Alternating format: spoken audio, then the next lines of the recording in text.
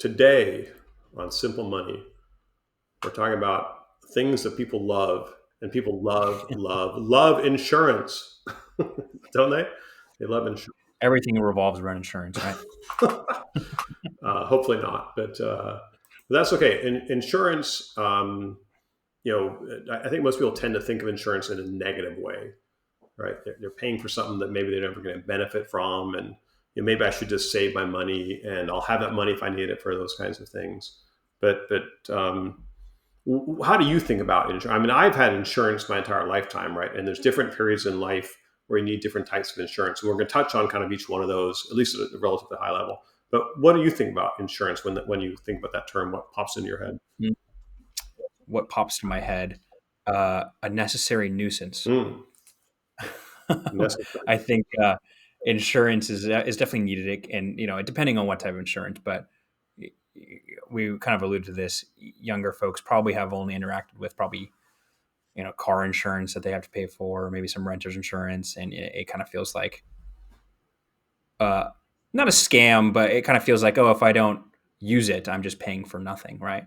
But as you get deeper into the weeds of insurance, there's a lot of benefits to insurance and to have protection. And there's some really good use cases. And I think, everybody's going to need different types of insurance throughout their life. So that's what I think about insurance. What are your initial thoughts about? Yeah, I mean, it's kind of the same thing. My first exposure, I guess I didn't really think about car insurance as insurance. I just felt like, well, you own a car, you're required to have car insurance. So I didn't think, I just viewed it as an additional expense to go along with the car. So if my car payment was $300 and my insurance was $100, that's just what it was. I didn't think about it on my first, couple of cars. Where I first started really thinking about insurance was actually life insurance. And so, again, we're going to talk about, maybe 6 or 8 different types of insurance you get. So life insurance will be one as you start adulting, you're sort of growing life, and all of a sudden, should I have life insurance, and when should I get life insurance? And these are big questions. And you need someone to be able to guide you with that. And that could be a financial planner or an insurance person or so forth. But life insurance came in when, got married and started having kids. And all of a sudden I realized that, there's stuff going on here that if I were just to get run over by a bus tomorrow, how are they going to be taken care of? And that's sort of at least the stated purpose of life insurance is that if you're not here, how do you provide for the loved ones that, you get left behind? So, and quite frankly, you get guilted into it, right? So you talk to someone and they go, well, you have, a house, you got some cars, and if you were to die, who's going to take care of your kids, and they got to go through school, and you better get $2 million worth of life insurance. And I had for a couple of years, I had almost $3 million worth of life insurance because I felt like to put my kids through school and the house and everything else, I didn't, would your mom keep working or not working, or what would you do? Right. So life insurance, and again, it's got to be tailored to each individual situation, but you tend to engage around life insurance when you start to have things that are valuable to you that you want to provide for if you're not around. And it goes, by the way, it's both spouses. I'm probably using the more traditional role, but we also had life insurance on your mom, right? And so, and the reason you might consider life insurance on a spouse, no matter which one of you, if you're both working or whatever the deal is that, there's always going to be disruption. If someone were to unexpectedly get injured or pass away or something else happens, your life insurance provides a pool of money to allow life to hopefully return to some sort of normalcy over time without having to, work or whatever. I mean, it just provides you some protection over a period of time to get things back to some sort of stability is how I view it. Because you don't have life insurance, do you, Dave? I don't have life insurance now. I'm not at that stage. You probably don't need it yet, right? I'll stick with life insurance for a moment because there's also investment life insurance, which is totally a different category. So there may be reasons to buy life insurance that revolve around investments. There are equity index universal life. There's whole life policies. There's investment grade life insurance. There's life insurance with long-term care riders. There's all sorts of other really creative products. You build up cash values and there's investment values. So you tie it to the performance in the stock market. There's much more advanced strategy. But as you grow in your life and you have maybe you have the capacity or the capability of investing in different ways, it's just another diversification play. So we have investment grade life insurance, which provides both a life insurance protection, but also provides an investment component. So it grows. Yeah. And it typically is not going to do as well as the stock market, but it's protected and it's guaranteed and some of those sorts of things. Then you have annuities and some other insurance products, which, we don't have the time to go into the scope of all those kind of things. What's other insurance that you've heard of, Dave? Let's start with the insurance that we probably all have, health Yeah. insurance. Move on to health insurance. Again, another thing that, maybe not everybody uses every year. Maybe you go to get your annual checkup, or maybe you haven't been to the doctor in 5 years, or maybe you broke your leg and you need to use your health insurance.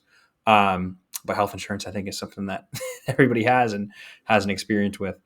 Once you get kicked off your parents' plan, maybe work covers it, Mhm. maybe you cover it.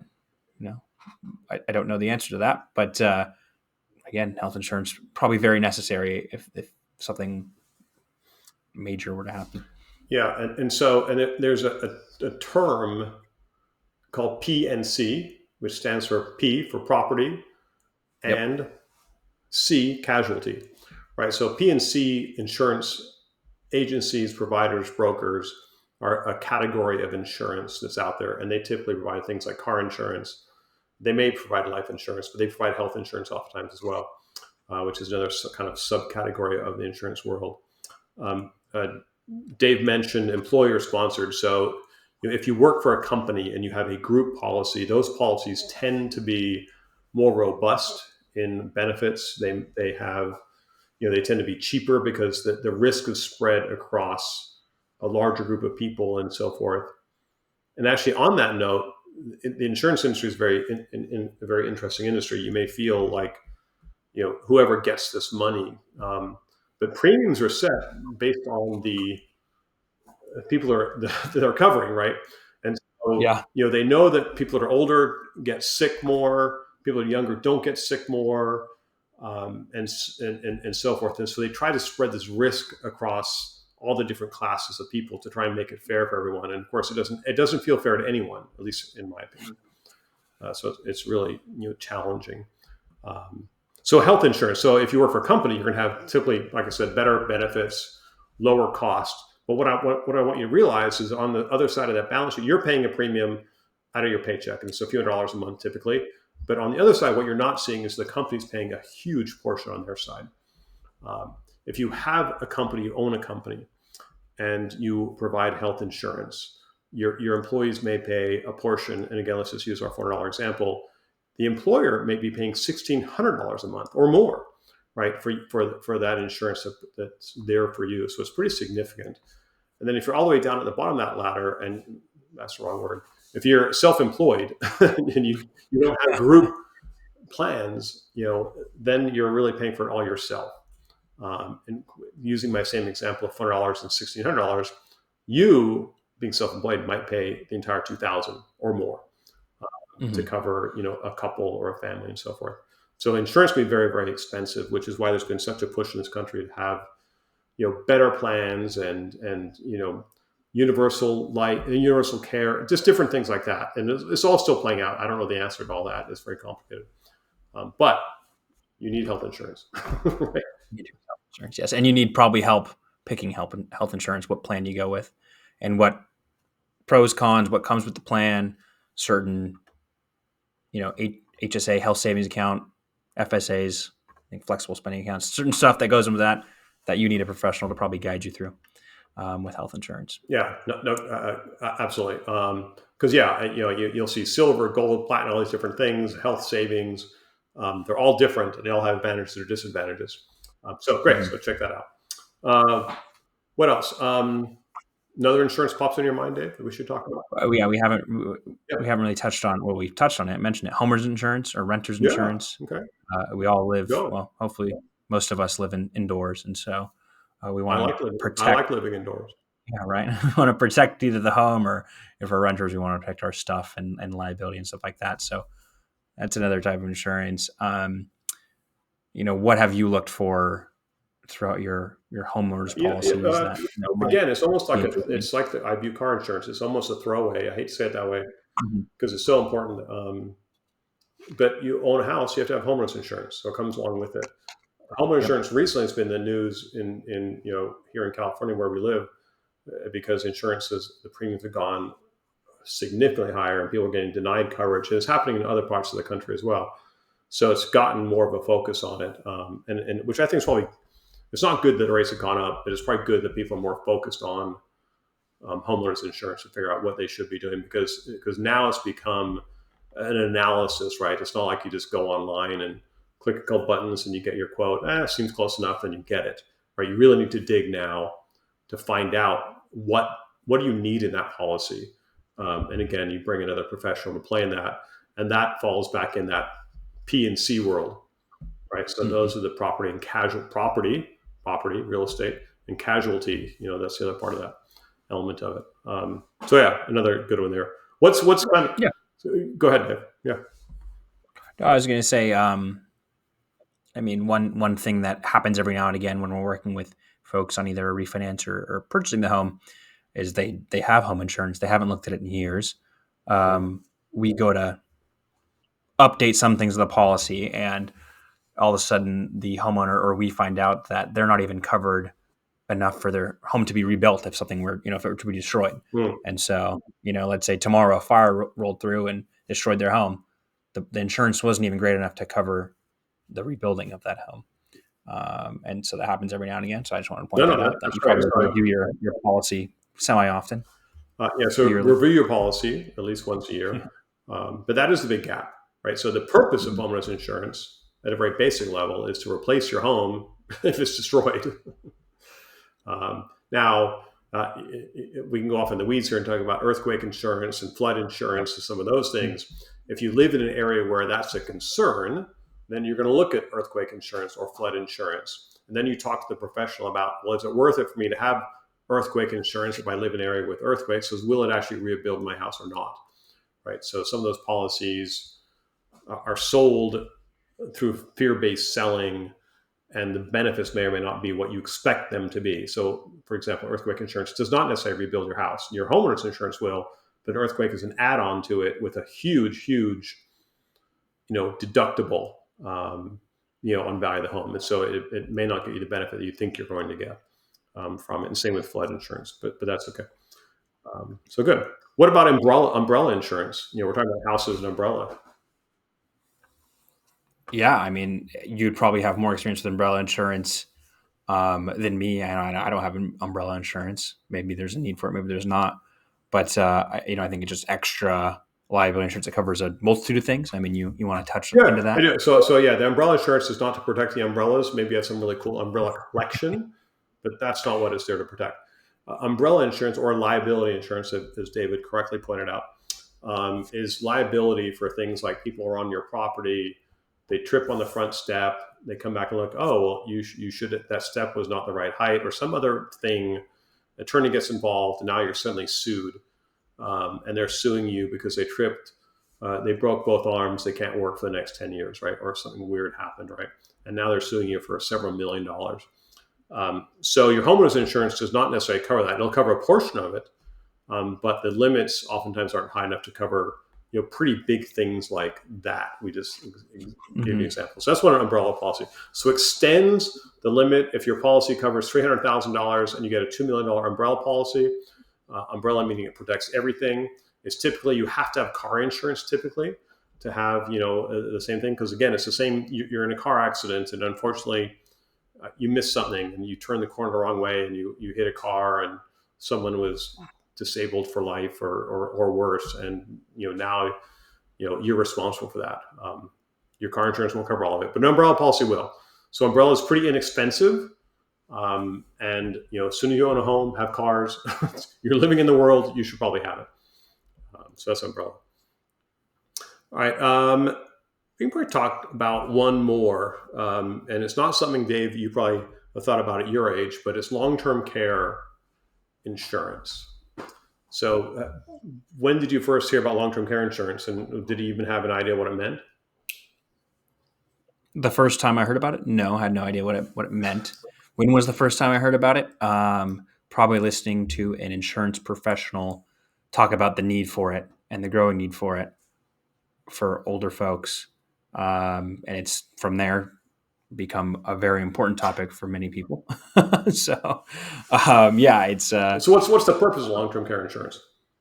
long-term care insurance. The purpose and well, the purpose in my mind, and Yeah, this may not be the sure. perfect definition, is to provide money or care for you when you're older. Insurance kicks in when you're older and you need help for, in-home assisted living or something else. If you go to a home and you need assisted living, stuff like that. What else can you add to that? No, Probably was. that's great. So it is exactly what it sounds like, long-term care. So it's, Mhm. and it is typically, as you point out, for older folks, but it doesn't have to be. There are plenty of young people that maybe could have benefited from long-term care insurance because they got disabled for some other reason. I realize we didn't really talk about disability insurance, but that's a separate subject. Um, so long-term care is just that. It's to provide a pool of funds to pay for care in your home by a paid professional to help take care of you. Right, so that's what it is. And there tends to be exclusions. There tends to be, you have to have lost, a certain use of things. I think, if I remember correctly, there's 6, activities of daily living, ADLs. And if you fail 2 or 3 of those, and it has to do with feeding yourself and bathing and toileting and some other stuff like that. If you can no longer do a few of those functions, your long-term care insurance can kick in. Now, despite the fact that it's typically used for older people, you want to buy it when you're younger. And I don't mean when you're your age, 25, 30, whatever, but start thinking about it when you're into those 40, 45. I've been talking about it with my financial planner, since I was in my 40s. We didn't engage with it necessarily until pretty recently in our mid 50s, and put some stuff in place for mom and I. And so anyway, so that's long-term care. It can be expensive. The policies are not nearly as good as they used to be. And I mentioned just briefly earlier, they can be coupled with permanent insurance. So you'll see policies now that are insurance that have long-term care attached to them that grow a cash value. So if you never use long-term care, there's some cash value. If you happen to die, your family or your estate gets some money, right? So it kind of combines together 3 different elements, and so you feel a little bit better about it because at least you feel like if you die and never use long-term care, at least your family gets some money, right? And Yeah, right. so that's how they're selling that in the current marketplace. Disability, we'll wrap up here, but disability insurance for folks, if you work for an employer, you typically have disability insurance, maybe a small amount. But disability insurance is if you can no longer work doing the job that you're trained or capable of doing, disability insurance kicks in and provides a replacement of income. So, for example, I have disability insurance. I've been paying premiums on it for probably 20 years. I hope to never use it because if I have to use it, it means I've lost an arm, lost a leg, lost an eye. It's something that means I can no longer do the work that I do. So again, I pay for it. Like all insurance will come back around to this stuff. So, you pay for insurance and you hope to really never have to use it. And that's unfortunate. But, insurance is protection, and it's important. And it's just a cost of living is how I view it. You obviously want to minimize the cost, but work with professionals to figure out what makes sense to you, right? Exactly. Anything final? You're good. I'm good. That was perfect. All right. Thanks very much. This sort of overview of insurance, and any other questions, reach out anytime. Thanks. Bye.